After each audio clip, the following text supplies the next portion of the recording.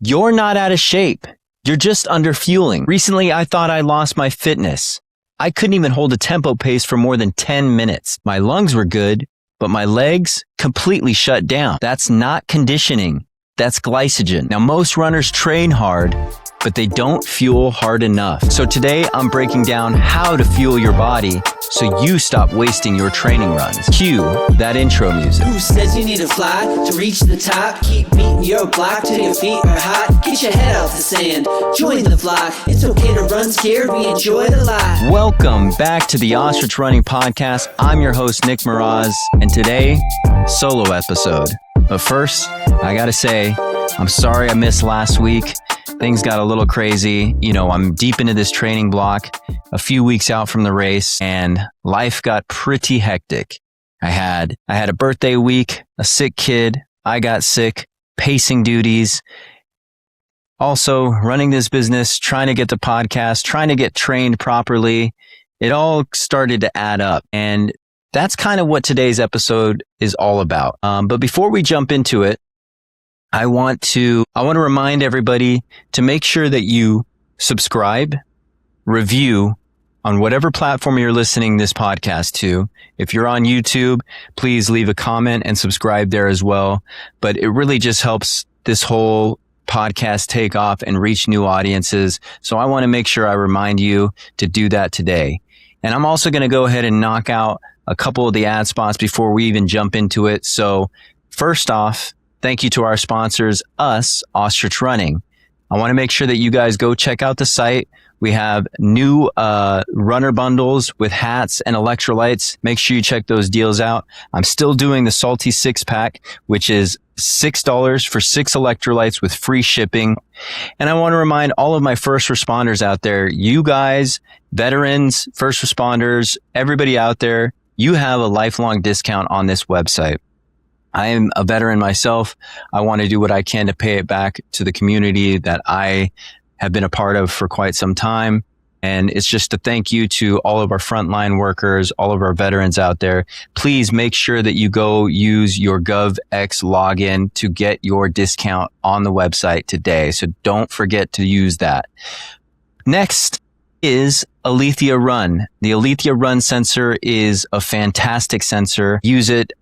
I've been using it for multiple training blocks, and it gives me a lot more data insight than just pace and cadence and things like that. This is actually showing movement of hips, my form, my landing point, a lot of information on here that is very helpful to avoid injury and keep you running for as long as you possibly can. I love everybody over there at Alethea Run. We had a great time when we went to go visit them in Oregon, in Eugene, Oregon, and they really truly care about the runners out there. So please go to alethea.run and use code RUNSCARED10 for a discount on the run sensor. It's already affordable as is, but please go check it out. It's a tool that you must try and highly recommend it. So let's go ahead and get started, right? We're going to go ahead and do this a little bit differently.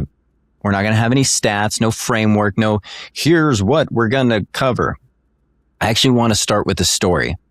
Kind of embarrassing, to be honest, but I think it's important because I've talked to enough runners now to know that I'm really not alone in what I was doing. I just didn't know that it was a problem at the time. So pull up a chair, lace on your shoes, keep running, whatever it is that you're doing. Let's get into this, right?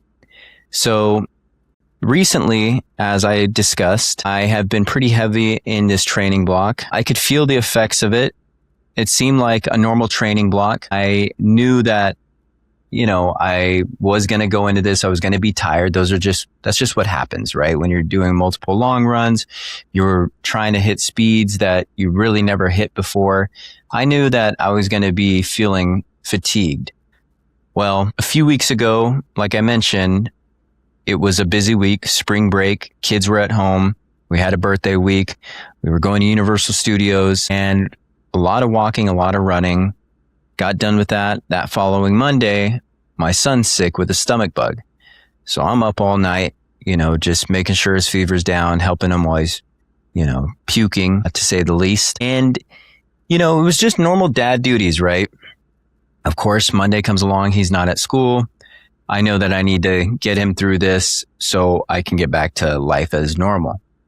I get him through it, but I start feeling sick. And this was kind of tough because my coach had her 100-mile race coming up, and I already made the decision that I was going to help pace her during this race. And I committed to that. And I wanted to stay committed. I did not want the sickness to take me out. It was just terrible timing. And I think the last thing a runner wants to hear is somebody they were going to rely on last minute pulls out. I feel like I've heard that story happen, and I did not want to be that story. So I was taking down electrolytes left and right, ton of ostrich salt, drinking as much water as I could, trying to force feed myself chicken noodle soup and crackers and sleep. I was able to get past the real rough symptoms of that sickness, and I felt good enough to go ahead and pace my coach. We ended up running on that Friday. So this was Thursday. I was really going through that mess. Friday morning, I felt good enough. I was like, we're doing this. We're locked in. So I planned to pace from about, I think it was 3 a.m. till about 8 a.m. Well, my kids wanted to show up and hang out, so we turned into kind of a camping session. And I really just didn't get a whole lot of sleep. We were out there setting up for the most of the day. And I think I ended up starting to run about 2 a.m. We had a good run. I'm sure you guys have seen the post on social media. My coach ended up finishing the race. She took first overall, first in her division. It was just a great race, but it took a lot out of me. It wasn't that it was necessarily a fast pace or anything, but it was a lot of miles on not a lot of sleep, on an already weakened immune system. And I was just feeling it. So we get past that, and Monday's usually my day off of running. And then Tuesday's a speed workout, tempo run. And I go do that workout, and I'm supposed to hold a 40-minute tempo. And I really wanted to hold a 6-minute pace, which is incredible. I know that there's a lot of people out there faster, but it's something I'm very proud of, that I can even sustain that pace for multiple miles. So I was really looking forward to getting out there and running fast and, just pushing it hard, because I really want to make a good effort for this upcoming race at the O'Neill Park 50K. But I get done with my warm up and I start running, and I just feel heavy. I don't feel like I have everything to give in this race or in this workout. And I'm running and I'm turning, and I feel like I'm holding on for dear life. And it feels like I've been running for hours and hours at this point. I look down and it's 6 minutes in, and I immediately knew that this wasn't going to be good. And I held on for as long as I could until my legs stopped turning. No matter what I did, I could not get up to a speed that would be anything beneficial of a tempo run. I think the only speed I can maintain was a nice 10-minute warm-up pace, and it just wasn't working. So I called it on that, and I was really bummed. And I sat and I talked with my wife, and I told her, I'm like, hey, this is bad. Something's up. I don't know what's going on. And there were signs, honestly, like beforehand, like when I'd see my mom, she's like, wow, you've lost a lot of weight. And I really try to keep my weight on. And this isn't a flex or anything. It's kind of, I hate saying it sometimes. My weight fluctuates. I really lose a lot of weight. I burn a lot of calories. So I try to consume a lot of calories. Well, given everything that was happening with life, with the kids and everything, I noticed that I think I was probably eating once a day, twice a day. I was skipping my breakfasts, skipping protein shakes that I normally had. My weight has dropped significantly. I could see it in my face and everywhere in my upper body. And I realized that I was not fueling enough, right? Something was not right. We started to calculate like how much it was that I was actually eating, and I was severely underfueled. And now looking back on it, it's totally obvious, makes total sense. But I thought I'd share that with you, because I know that sometimes life can get in the way, and sometimes we do this stuff to have a better lifestyle. Sometimes we're trying to lose weight. Sometimes we're just trying to improve our health. But with that being said, I don't want people to get so focused on, losing weight or looking good, that will all come with time. It's not good to starve yourself. And that's not what I was trying to do. It just happened because I was busy. I really, as you guys have heard on all these other episodes, I really love to eat. I eat a lot. So, I realized that I was severely underfueled and I really needed to look at what I was bringing in. And my wife and I, we went to Costco. We stocked up on a bunch of food and snacks, and I made sure that I'm taking in a lot of protein, a lot through yogurt, chicken, steak, eggs, protein shakes, fruit, you name it. I'm just trying to make sure I consume enough now. And as we had the rest of the week of just fueling properly, I could just feel such a big difference, right? I had a long run that was about 24 miles on that following weekend. And oh man, what a difference. I noticed on that Sunday, my legs weren't sore. That Monday, my legs weren't sore. I felt so good. So I thought I'd come on here and really talk about the importance of fueling, but we're going to learn something today too, right? So fueling, for running, it's not about what you eat in the morning of the race. It's not about what kind of gel you're eating or how many calories you're consuming during the run. It actually is all before that, right? It's the entire training cycle. Every day you eat or don't eat is either building the engine or quietly breaking it down. And I understood that, but I didn't put that as important as I should have, right? And I think a lot of runners don't.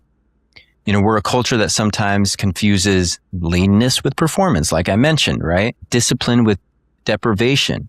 And those two things are not the same, right? They can actually be directly opposed. So let's actually talk about what's happening in your body when you train and when you don't fuel, right? So this is going to be the physiology of glycogen, really. So the lesson for today, your muscles run on fuel, specifically for moderate to high intensity running. The stuff that actually makes you faster, your primary fuel source is glycogen. Now, glycogen is basically a stored carbohydrate. When you eat carbs, your body converts them into glucose and stores that glucose into two main places, your muscles and your liver. Now, muscle glycogen is local. It stays where it's stored and it fuels the muscle that it is in. Liver glycogen is more like a central reserve, right? That reserve tank. It gets released into the bloodstream to maintain blood glucose levels, which feeds your brain and other organs, right? Now think of glycogen as the high octane fuel. When you're running easy, like a very relaxed warm up or easy pace, you're burning a mix of fat and carbohydrates. And fat can contribute a lot. And that's fine. That works. But the moment that you pick up that pace, because if you're doing tempo runs, intervals, and race pace, you're really adding a nice variety to your training plan. So you should be doing all of that already. You shouldn't be training on just one pace your entire training plan. But that's a whole nother conversation for a whole nother day, maybe for a coach. Somebody will tell you and agree with me. But this is about fueling. So your body, when you pick up that pace, it shifts towards carbohydrate as that dominant fuel. Fat, it just can't be burned fast enough to keep up with that energy demand. So carbohydrates can actually do that. Glycogen can. Now, here's the thing about glycogen. It is not unlimited. An average person can store roughly 300 to 600 grams of glycogen between their muscles and liver. Now, how much you stored depends on your training, your muscle mass, and critically, how much carbohydrates you've been eating. Now, there was a landmark study back in 1967, Bergstrom and Holtman. These researchers biopsied athletes' muscles before and after exercise, and they actually measured the glycogen levels. Now, what they found, and what we've been building on ever since, is that glycogen stores are directly tied to carbohydrate intake. Now, in that depletion of glycogen, it leads directly to reduced exercise capacity. Now, this wasn't theoretical. They were looking at actual muscle tissue. The glycogen was either there or it wasn't. And when it's not there, that's when things go wrong. What happens when glycogen is depleted? So we're going to follow this chain, right? You're training hard. Your body's burning glycogen. You finish the run. Now your muscle glycogen is partially or fully depleted, depending on how long you went. The expectation is that you eat and you restore these. You're ready for the next session.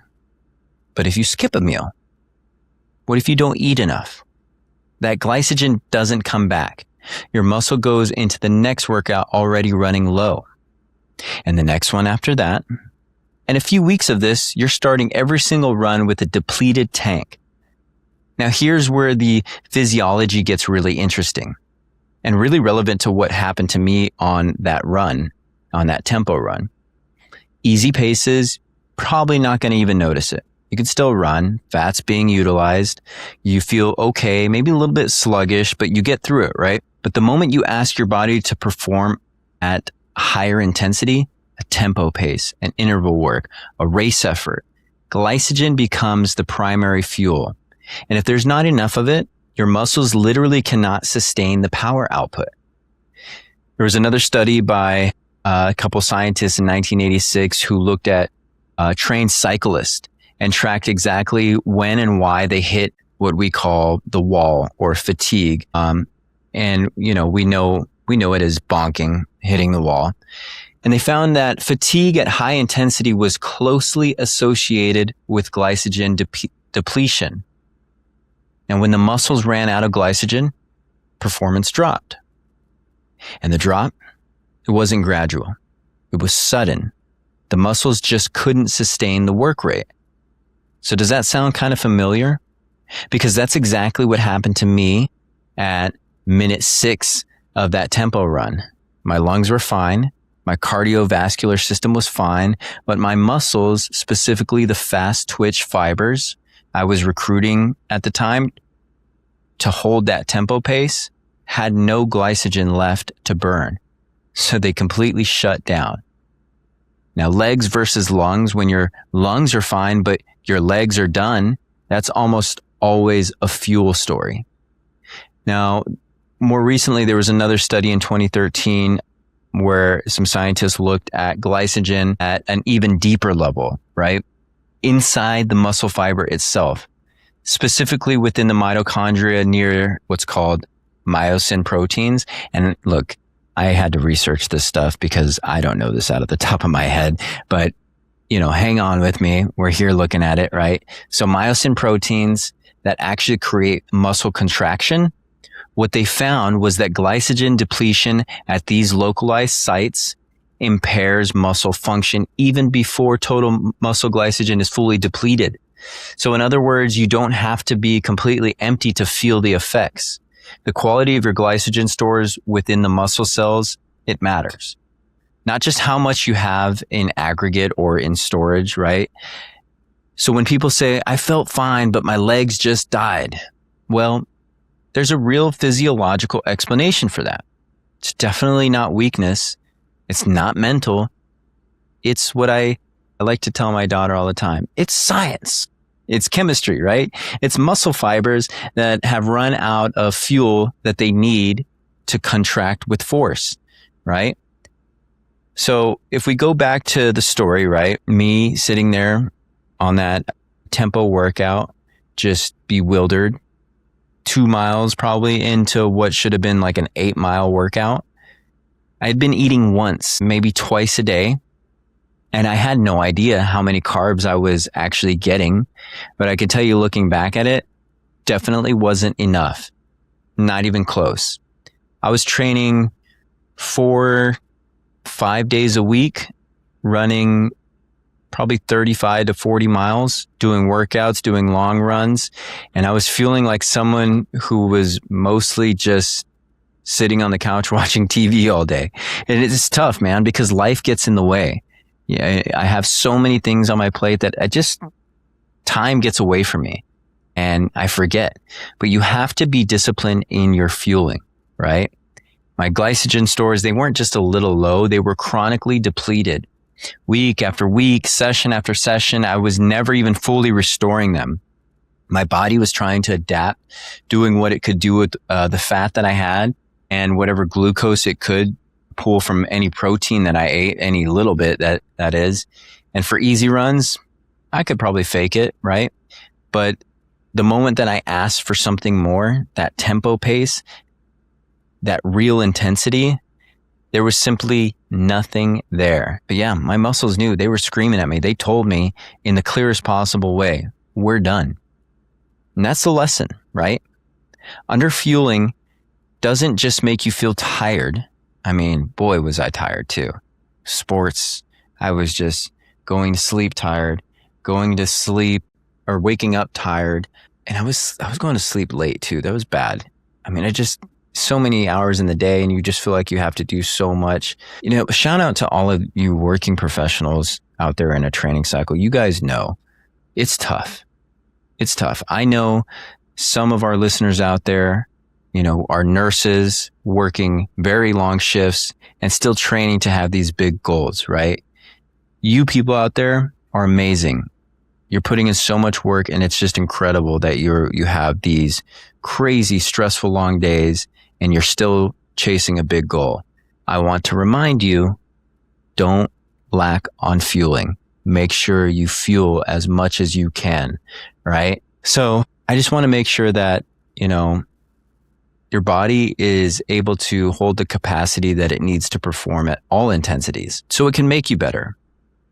And all of this stuff happens quietly over days and weeks until, one humbling experience where you die on a treadmill or in a tempo run and you realize you're not eating enough, right? So let's go ahead and say hey, Nick, well, great. I'm underfueling. I'm doing all these things. How do I fix it? Right? So let's talk about what to actually do because again, physiology is great. The science talk is all great, but you need numbers and food, right? So here is a practical side. Carbohydrates. For runners in a real training block, the general recommendation for sports nutrition from sports nutrition researchers is between 5 and 10 grams of carbs per kilogram of body weight per day. So if you weigh about 154 pounds, you're looking at 350 to 700 grams of carbohydrates daily.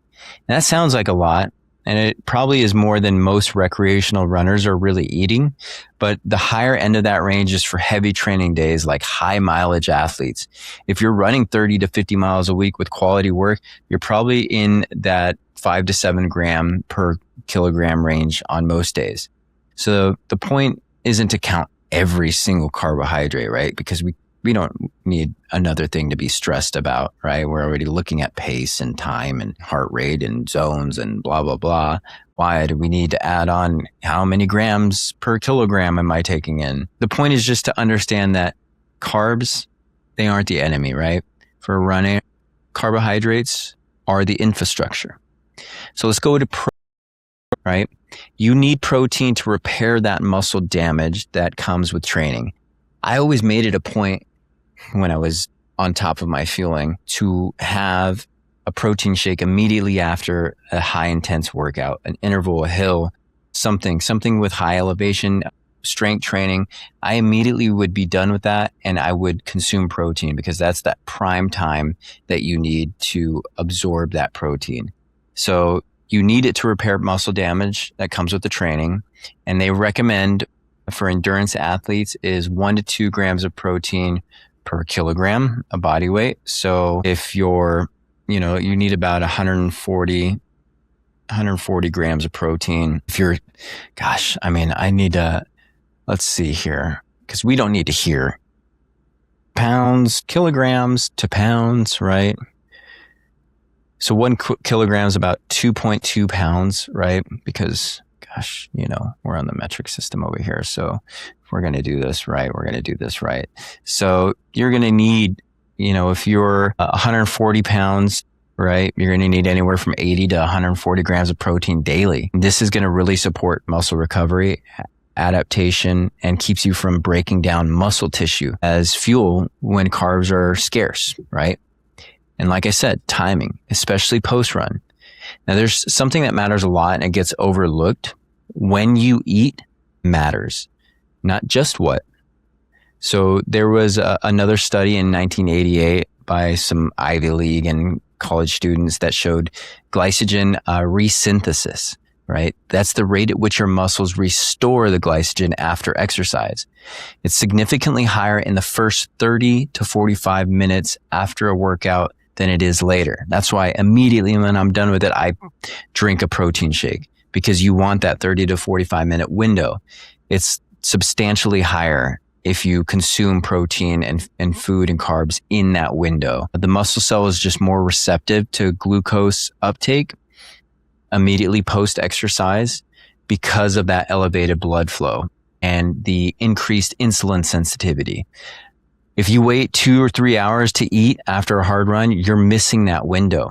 So where your body would have been especially efficient at replenishing what you burn, the practical takeaway is, eat something real within 30 to 45 minutes of finishing a workout, right? Carbs and protein together.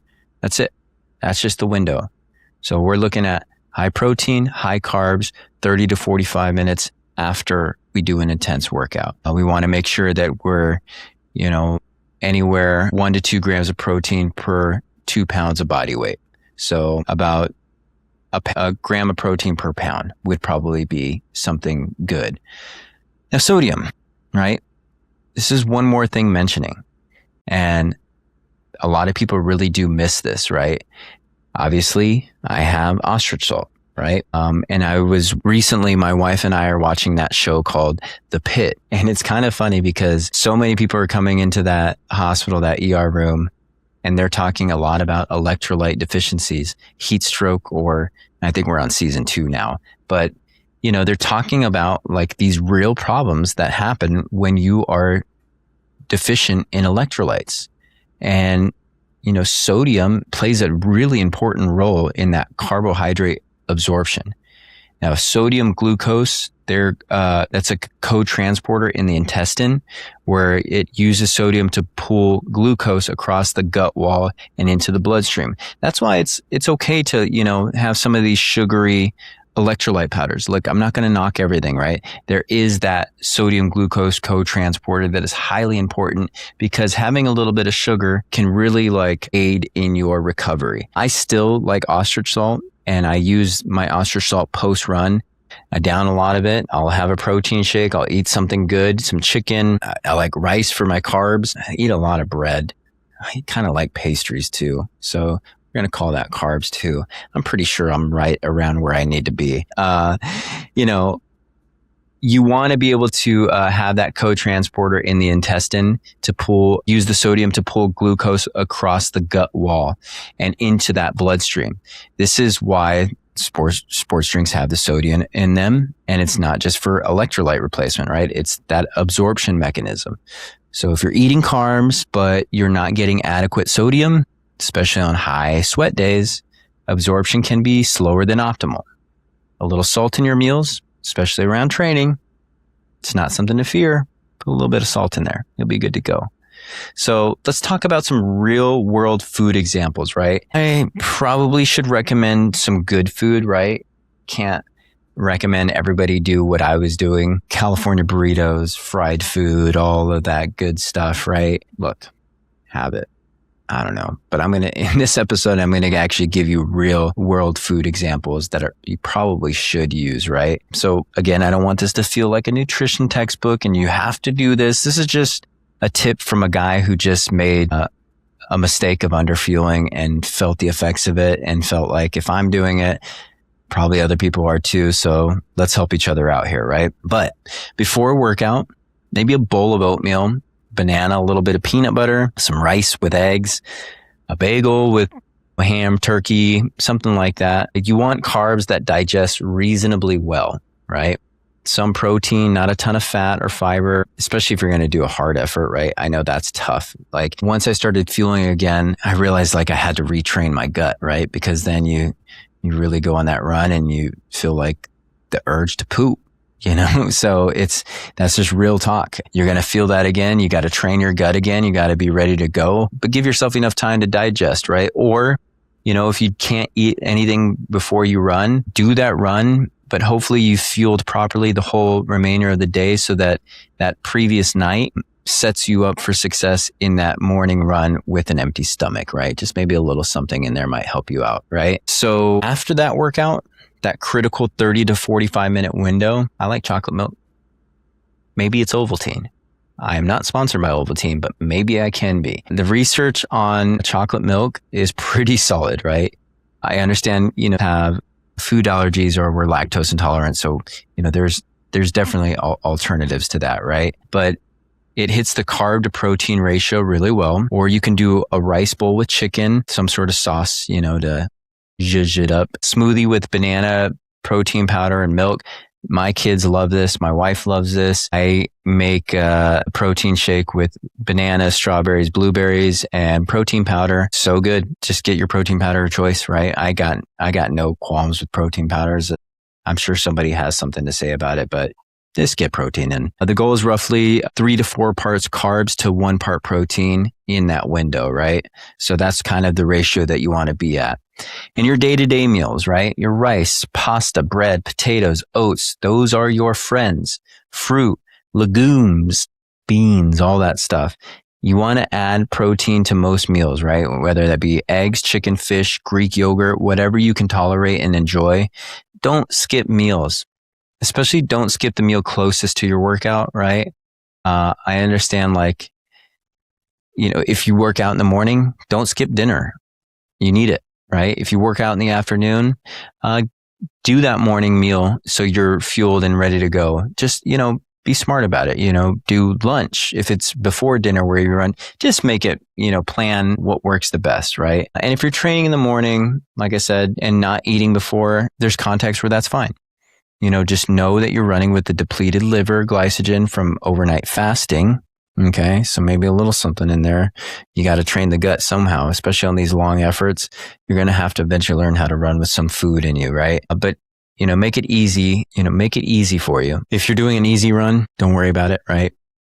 I don't want to say don't worry about it, but it doesn't have to be anything crazy. But if you're going to be pushing hard, try to fuel. And maybe a gel for breakfast doesn't sound too good. I don't know. Maybe that's just me. Okay. So let's zoom out for a second, right? Because I want to talk about what chronic underfueling actually does to your race performance, right? Not just your training block. When you're consistently underfueled across a training block, several things happen. First, your glycogen ceilings drop and you adapt poorly to a lower carbohydrate state, and you may actually downregulate your body's ability to store and utilize glycogen efficiently.